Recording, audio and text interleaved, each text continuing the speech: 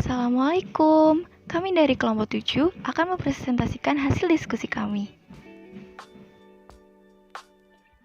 Perkenalkan, nama saya Putri Dewi Diksa, NIM 2520060. Perkenalkan, nama saya Nesta Faiza Putri, NIM 2520072. Nama saya Muna Syarifah, NIM 2520048. Di sini kami akan menjelaskan metode-metode nasik mansuk dalam mushaf. Pengertian nasik mansuk. Nasik merupakan isim fa'il atau kata benda yang berkedudukan sebagai pelaku dari fi'il madzi atau kata kerja lampau. Nasaha yang bermakna yang menghapus. Sedangkan mansuk merupakan isim maf'ul atau kata benda yang dikenai pekerjaan dari fi'il madzi yang sama nasaha yang bermakna yang dihapus. Rukun nasik. Yang pertama, ada nasik adalah pernyataan yang menunjukkan adanya pembatalan hukum yang telah ada.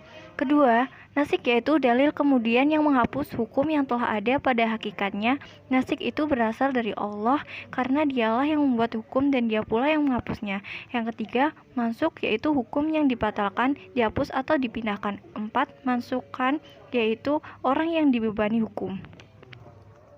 Syarat nas, yang pertama, yang dibatalkan adalah hukum syara.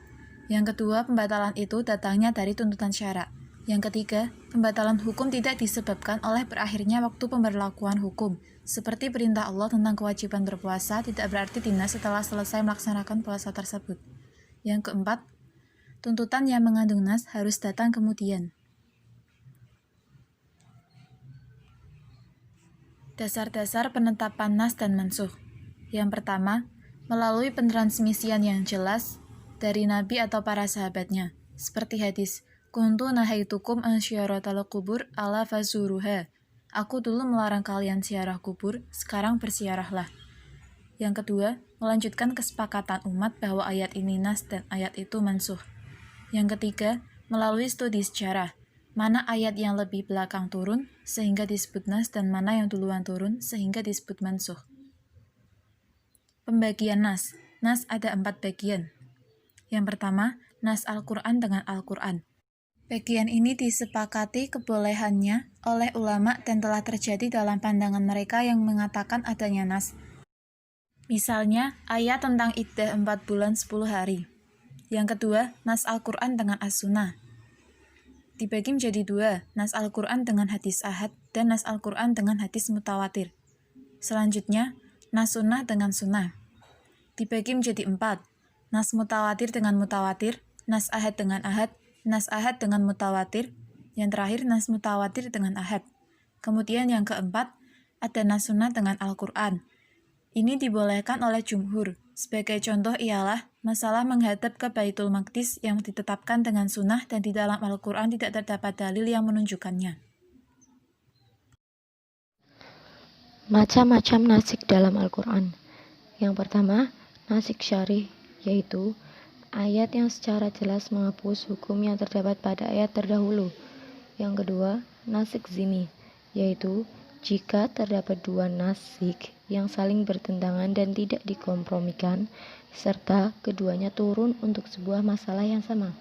Yang ketiga, nasik huli, yaitu menghapus hukum yang sebelumnya secara keseluruhan.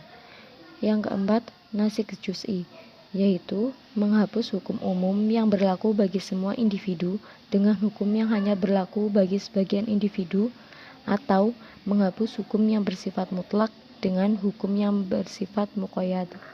Adapun pendapat-pendapat para ulama tentang nasik, yang pertama yaitu bahwa nasik secara akal bisa terjadi dan secara sam'i atau syar'i telah terjadi. Pendapat yang kedua, bahwa nasik tidak mungkin terjadi secara akal maupun sam'i atau syar'i. Pendapat yang ketiga adalah nasik itu menurut akal mungkin terjadi, tetapi menurut syara' dilarang. Sekian yang dapat kami sampaikan. Mohon maaf bila terdapat kesalahan. Wassalamualaikum warahmatullahi wabarakatuh. Terima kasih.